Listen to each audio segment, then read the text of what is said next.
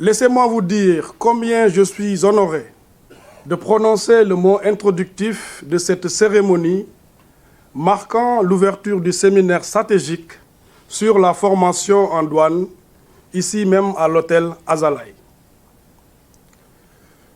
Je voudrais d'emblée préciser que l'importance de la formation dans tout projet, dans toute organisation, dans toute entreprise n'est plus à démontrer. L'administration des douanes l'a d'autant plus compris qu'elle a pour devise « devenir meilleur pour mieux servir ». Cette devise inspirante comporte un but qui, à la fois, est un processus et traduit notre ancrage dans l'excellence. Devenir meilleur.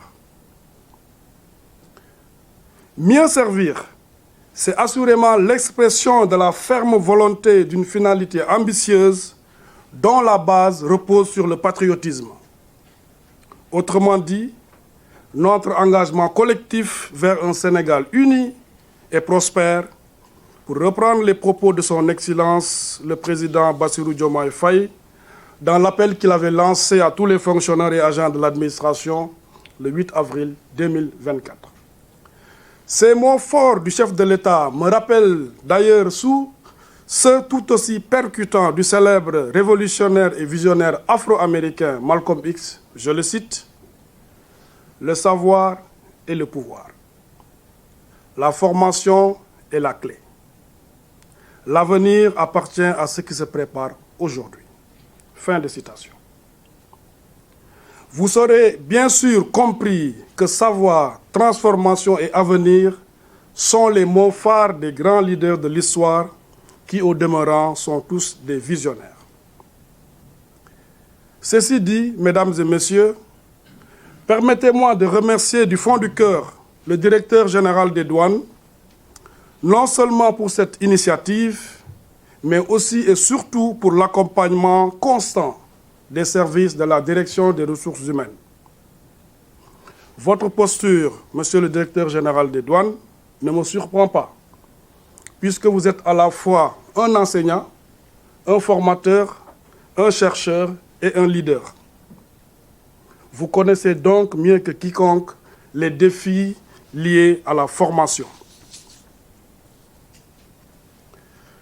Mesdames, Messieurs, honorables invités, je voudrais profiter de cette tribune pour rendre un vibrant hommage à tous les formateurs. Mention spéciale à nos anciens qui continuent à nous accompagner.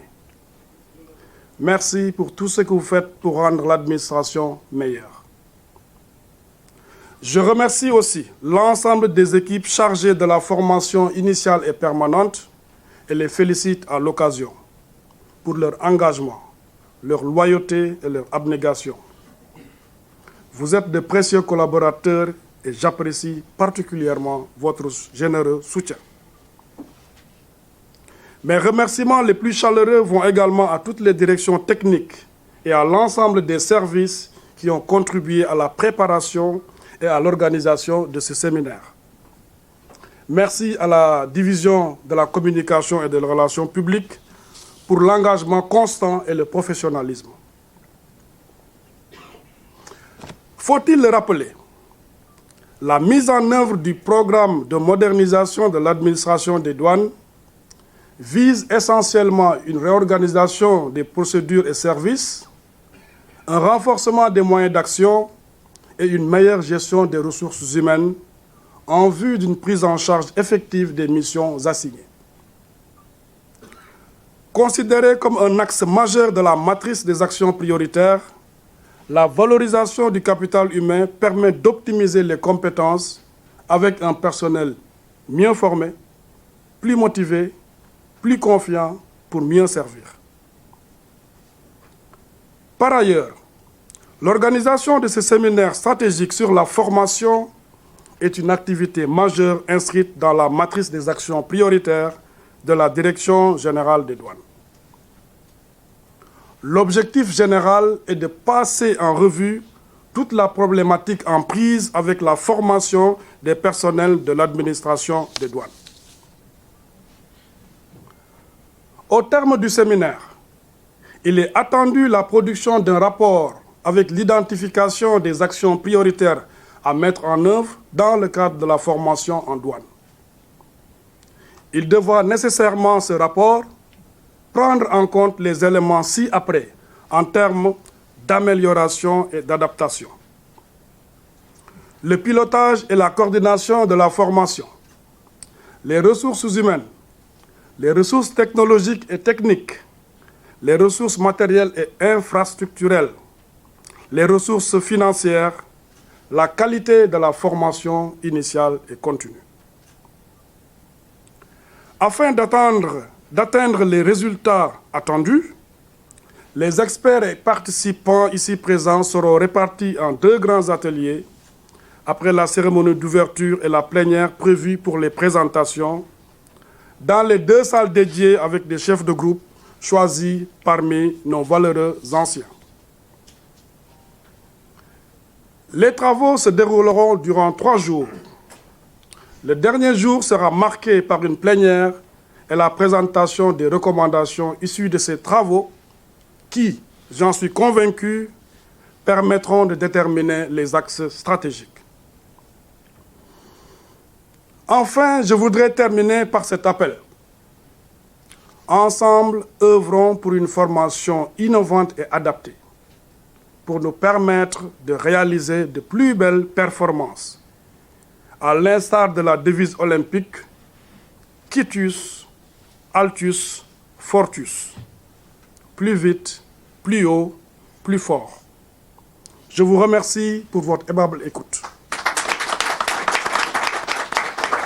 À l'entame de mon propos, je voudrais tout d'abord vous souhaiter une chaleureuse bienvenue et dire tout le plaisir que j'éprouve ce matin en venant présider solennellement l'ouverture de ce séminaire important consacré à la formation en douane. En guise de prologomène, je voudrais rappeler le contexte et la justification de cette activité phare de la direction des ressources humaines. L'organisation de ce séminaire entre en droite ligne des orientations déclinées à travers nos différents outils de gouvernance qui font de l'agent des douanes l'épicentre de la politique douanière actuelle.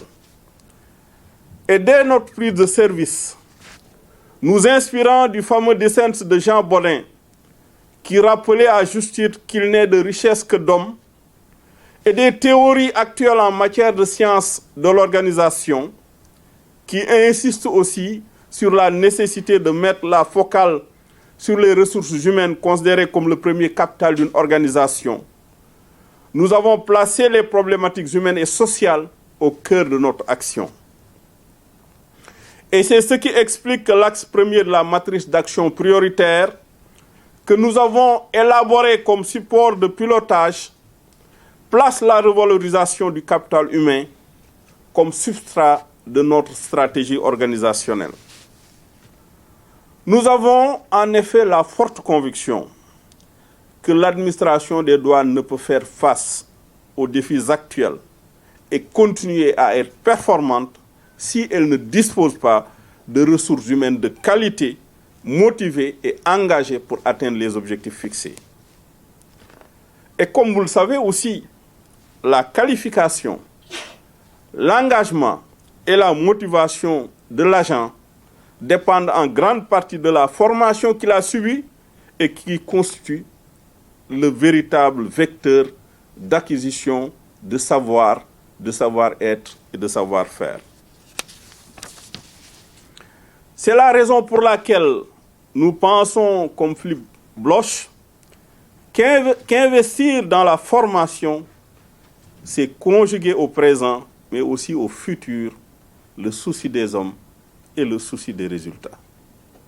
Mais cette ambition, comme vous le savez, ne peut pas être portée par un système de formation inadapté, par un système de formation aussi d'un autre âge, qui a certes fait ses preuves à un moment donné de l'histoire administrative, mais qui montre aujourd'hui de plus en plus des signes d'obsolescence et d'incohérence qui nécessitent aussi une réelle cure de jouvence pour être à la page et soutenir le processus de transformation qualitative de l'affect et de l'intellect de l'Homo senegalensis customario.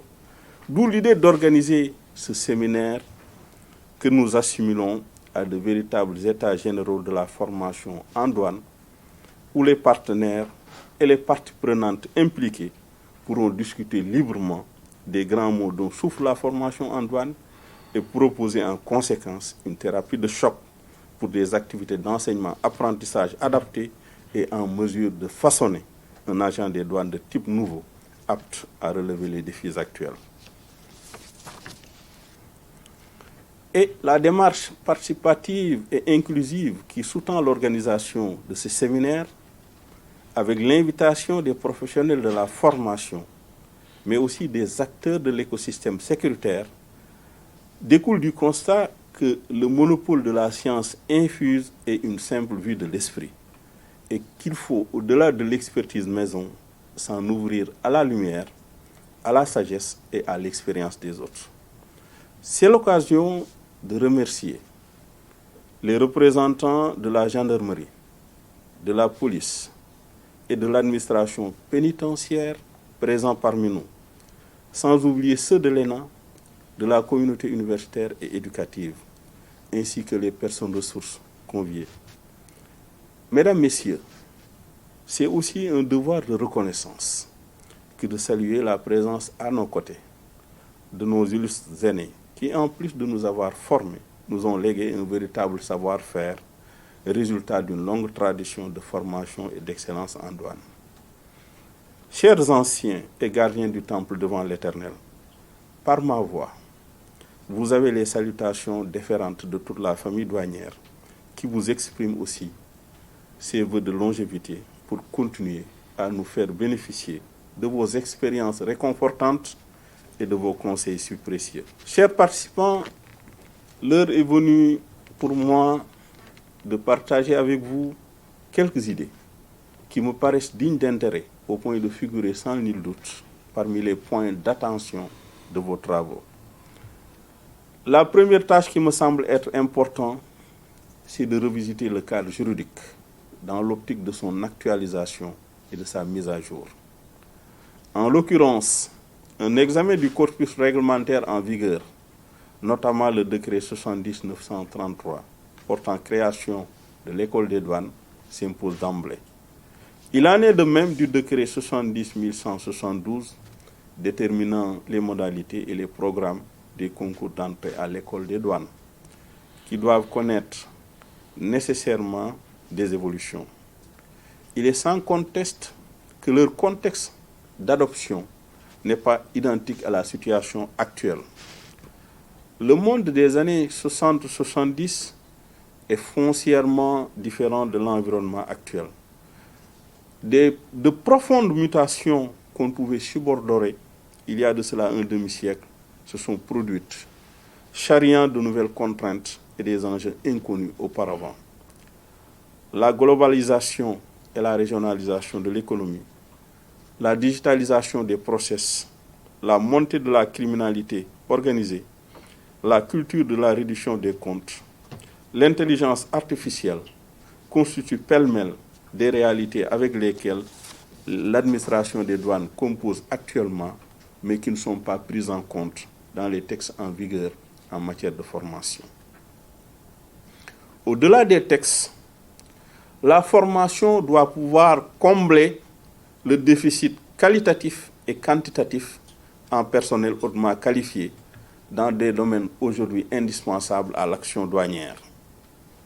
Je veux parler de l'informatique, de la navigation, du scanning, des analyses laboratoires, de la métrologie, de la santé et de la sécurité. Pour cela, il importe de revoir les programmes au concours dans l'optique d'une diversification des profils à l'entrée.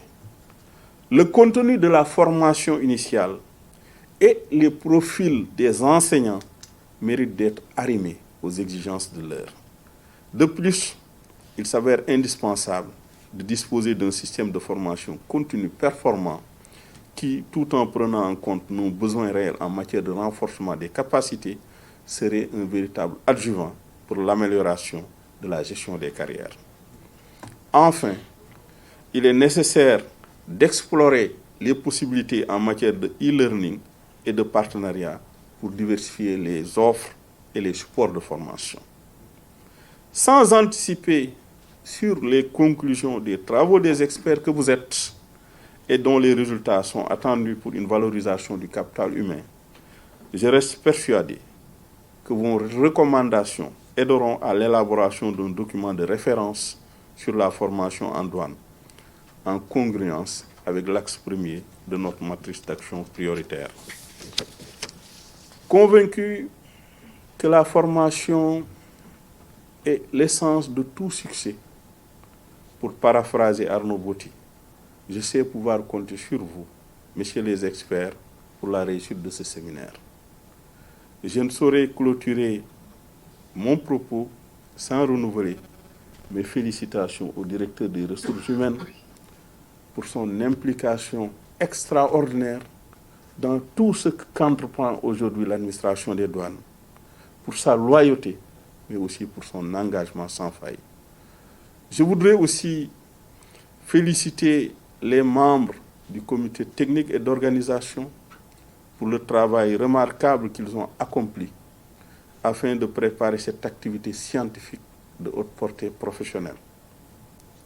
Je mesure l'ampleur de la tâche qui vous attend maintenant, mais je demeure convaincu qu'au sortir de ce séminaire, des recommandations pertinentes nous seront soumises pour adapter notre système de formation dans un monde de la connaissance où rien n'est donné, où tout est à apprendre, tout est aussi à apprendre. Je reste particulièrement attentif aux conclusions de vos travaux. En vous souhaitant plein succès, je déclare ouvert ce séminaire sur la formation en douane et je vous remercie de votre aimable attention.